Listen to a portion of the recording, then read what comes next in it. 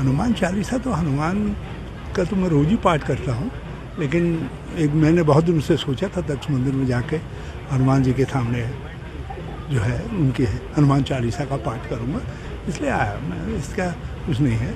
और रामनवमी तो एक महान दिन है और मैं समझता हूँ किसी को भी उससे किसी की भावनाओं से ठेस लगने का सवाल ही पैदा नहीं होता है।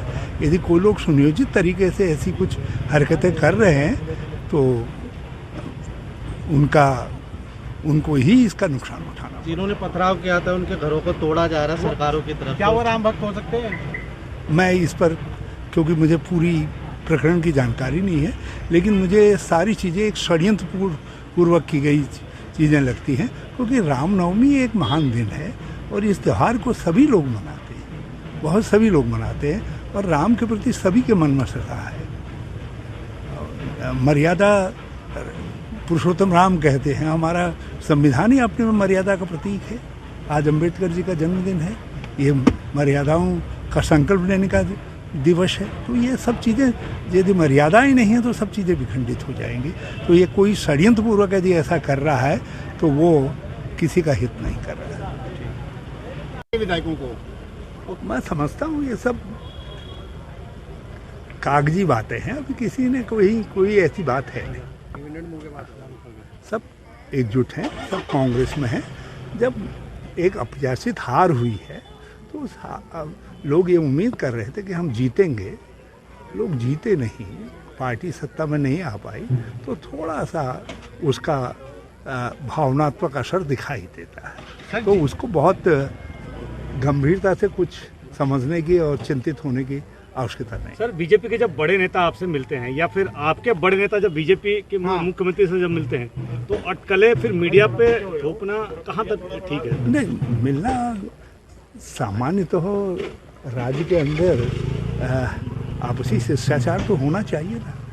यदि राजनीतिक दलों में और व्यक्तियों में यदि शिष्टाचार नहीं होगा तो फिर राज्य का तो भगवान मालिक है। तो इसलिए मैं समझता हूँ मिलने में बहुत अटकलें नहीं लगनी। विधायकों को कांग्रेस के विधायक अगर अपनी क्या सलाह देंगे? क्या सलाह देंगे? आप तो बुजुर्ग हैं। कांग्रेस के विधायक भी सीट छोड़ने को तैयार हैं। कोई बात मेरे सामने ऐसी आई नहीं है, इसलिए मैं जो बात मेरे सामने आई नहीं है मैं उस पर कोई टिप्पणी नहीं करना चाहूँगा। सर, पूरी पार्टी हरीश रावत पे हमलावर क्यों है? क्या वजह मानते हैं इसके? हरीश रावत जी कहाँ? अरे एक बात बताओ, जब मुझको देखते हैं लोग और मैं पार्टी के लिए जीत नहीं ला पाया तो मुझ पर हमला नहीं करेंगे तो किस पर हमला करेंगे? किससे पूछेंगे सवाल? तो स्वाभाविक है, पूछा तो उसी से सवाल जाता है जैसे उम्मीदें होती। सर, सबके लिए दुश्मन आप ही क्यों बने? हरीश रावत जी क्यों बने सबके लिए दुश्मन?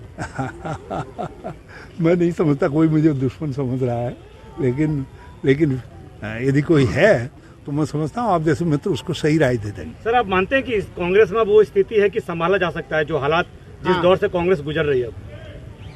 मैं नहीं समझता कि कोई ऐसी स्थिति है जिसमें संभालने न संभालने जैसी कोई बात है। बाकी थोड़ी बहुत बातें होती हैं, इतनी एक अप्रत्याशित हार हुई है, उसके बाद थोड़ी बातें चर्चा में आती हैं।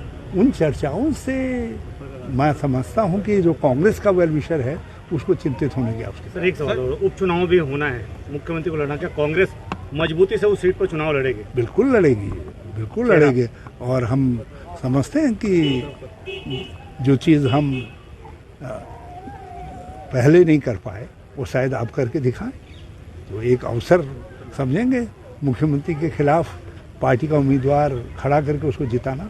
सर, हरिद्वार ने भरपूर आशीर्वाद दिया कांग्रेस को, इस बार मिला हरिद्वार को ना कुछ मिला।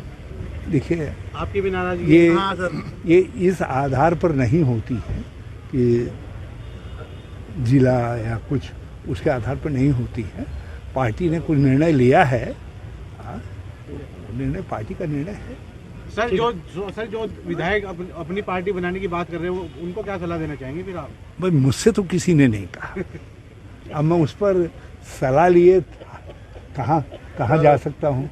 जो विधायक को सीट छोड़ने मुझसे तो मैंने कहा ना, मुझसे तो किसी ने नहीं कहा, तो मैं कहाँ हाथ में सलाह लिए जाऊँ? क्या कोई कांग्रेस का विधायक ही सीएम के लिए कुर्सी छोड़ने को तैयार है, ऐसा भी मानना? मैंने कहा इस तरीके की कोई बात मेरे सामने आई नहीं है, तो मैं अटपट तरीके से इस पर कुछ कहने की स्थिति में नहीं हूँ। और मेरा अपना मानना है, आज भगवान के मैं समझता हूँ कि भाजपा गलत परंपराएं नहीं डालेगी, अपने ही विधायक से इस्तीफा करवाएगी और मुख्यमंत्री लड़ें। अच्छी बात है, अब लड़ना ही है उनको मुख्यमंत्री को चुनाव। सर भगवान के दर पे आए, पश्चाताप करेंगे या फिर प्रार्थना करेंगे? आज प्रार्थना करेंगे। पश्चाताप तो जीवन में हर क्षण करना पड़ता है। यदि कहीं पे कुछ कमी रह गई तो उसको दूर करने के लिए हर क्षण जिसको आप प्रयास करते हैं वो पश्चाताप अपनी अपनी समझ हो सकती है। किसी की नज़रों में प्रयास हो सकता है, किसी की नज़र में पश्चाताप हो सकता है। तो भगवान को स्मरण करना अपने आप में मैं समझता हूँ आपके लिए भी कल्याणकारी है और सबके लिए कल्याणकारी।